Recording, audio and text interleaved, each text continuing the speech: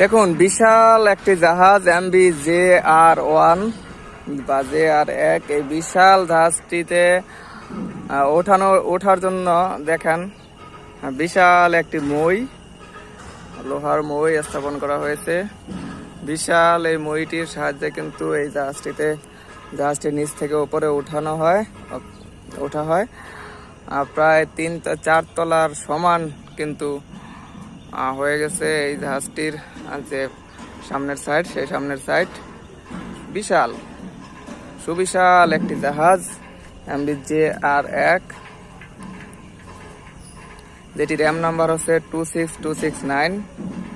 ভালো, খুবই চমৎকার একটি এম নাম্বার 26269।